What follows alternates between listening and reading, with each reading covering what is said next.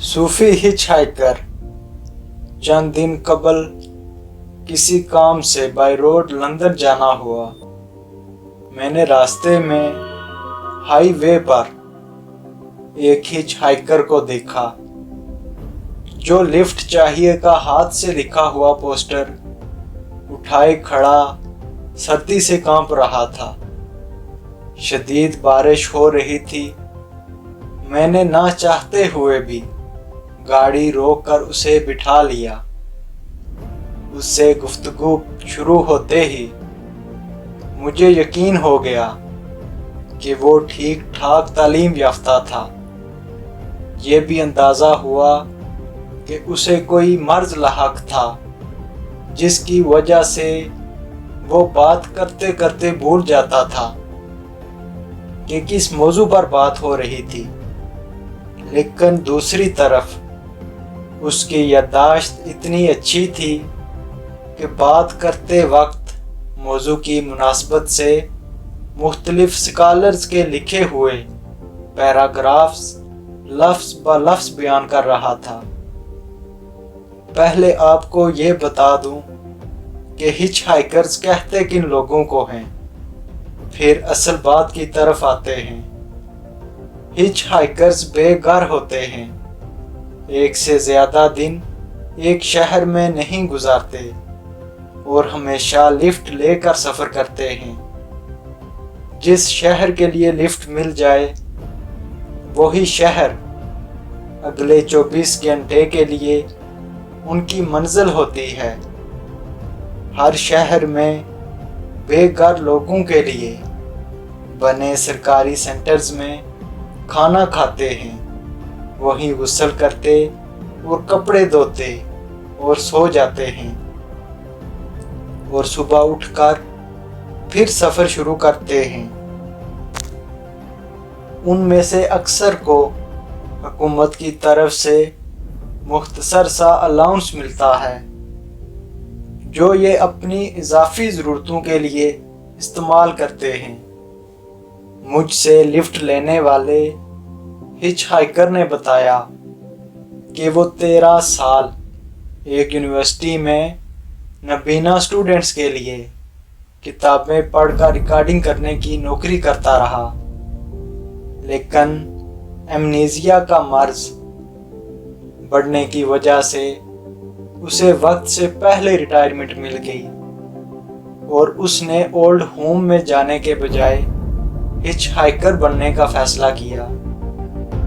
मेरे पूछने पर उसने बताया कि वो एक हफ्ते में 3 किताबें रिकॉर्ड कर लिया करता था। वो अपने काम के बारे में ना भी बताता तब भी उसके बोले हुए हर फिक्रे से हजारों किताबों का कारी होने का सबूत मिल तो रहा था।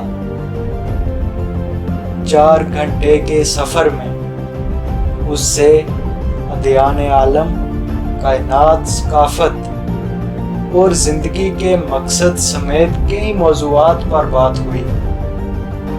गो के चंद मिनट एक मौजू पर बात करते ही वो भूल जाता था कि गुफ्तगू का मौजू क्या था और साथ ही कोई नया मौजू शुरू हो जाता। अलबत्ता उससे जिस मौजू पर जितनी भी बात हुई उसके इल्म और अंदाज़े गुफ्तगू पर मैं रश्क में मुब्तला होता गया।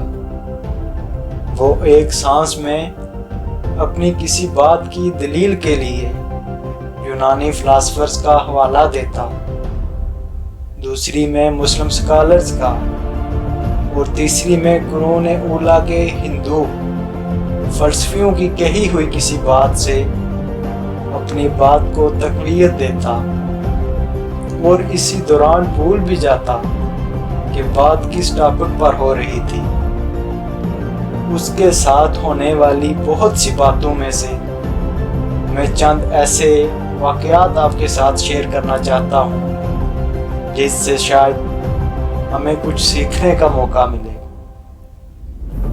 बातें करते करते वो एकदम से कहने लगा तुम्हें मालूम है तुम उस रोड से क्यों गुजरे जहां मैं खड़ा था?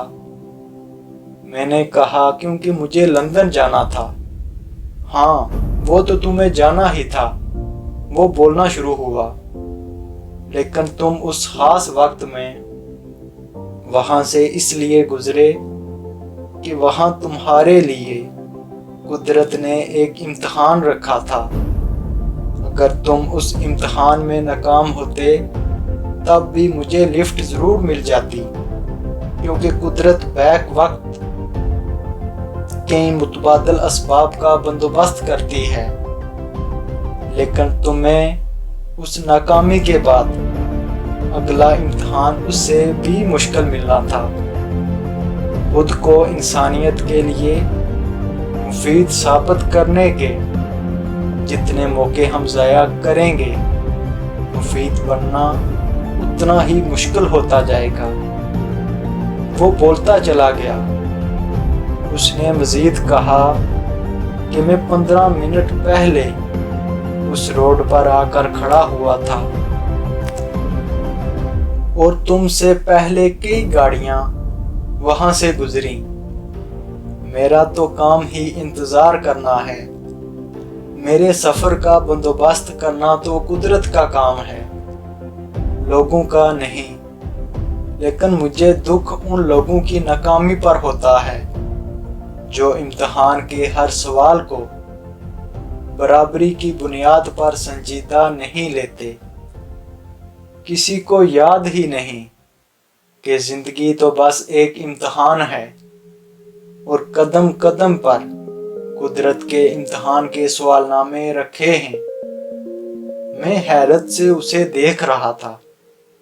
जब वो बात करते करते फिर भूल गया और कुछ सोचने लगा, मैंने उसे उलझन में देखकर टॉपिक बदलने के लिए पूछा, अभी तो शायद तुम 50 के भी नहीं हो, इतने तालीम याफ्ता भी हो, फिर क्यों सड़कों पर मारे मारे फिरते हो? तुम्हें अपनी बीमारी के बावजूद अच्छी जॉब मिल सकती है। उसके चेहरे से अंदाजा हुआ उसे मुझसे इस सवाल की तवक्का नहीं थी। कहने लगा, देखो मुझे गवर्नमेंट से $900 माहाना मिलते हैं, जो भी नहीं, वक्त से पहले मिलने वाली रिटायरमेंट की पेंशन है। अगर तुम गौर करो तो जान सकते हो कि इन पैसों से मैं बआसानी रिटायरमेंट होम में आसाइश के साथ रह सकता हूँ। लेकिन फिर ना तो खुदा को अपनी तरफ मुतवज्जा कर सकूंगा, ना मैं खुद खुदा को देख सकूंगा।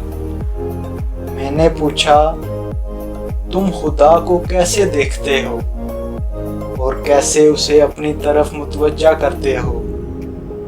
वो बोला, अपने और दूसरों के लिए कदम कदम पर उसके बिछाए हुए इम्तिहान और बंदोबस्त में मैं उसे देखता हूँ और ज़रूरतमंदों की मदद करके उसे अपनी तरफ मुतवज्जा करता हूँ। मैंने सोचा, जो खुद बेघर है और सफ़र के लिए लिफ्ट का मुहताज है, वो क्या किसी की मदद करेगा?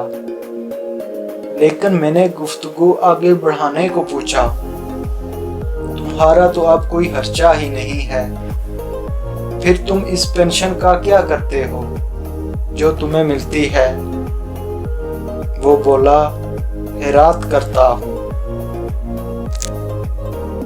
और साथ ही अपने बैग की एक जेब से प्लान कनाडा नामी एक खैराती अदारे को दी गई इमदाद के एग्रीमेंट्स निकाल कर मुझे दिखाने लगा। एग्रीमेंट्स और रसीदों के मुताबिक वो बंदा खुद अफ्रीका में 3 यतीम बच्चों का फोस्टर फादर यानी निगहबान था और उनकी तालीम और हॉस्टल के अखराजात की मद में $730 माहाना प्लान कनाडा को अदा करता था। اس نے اپنی بیماری کی وجہ سے ایسا بندوبست کیا ہوا تھا کہ یہ پیسے ہر ماہ اس کے اکاؤنٹ سے خود نکل جائیں۔ میں نے اسے اس کے کاغذات واپس کیے اور پوچھا، یہ تم کب سے کر رہے ہو؟ تب تک وہ پچھلی ساری بات بھول چکا تھا۔ پوچھنے لگا، کیا کب سے کر رہا ہوں؟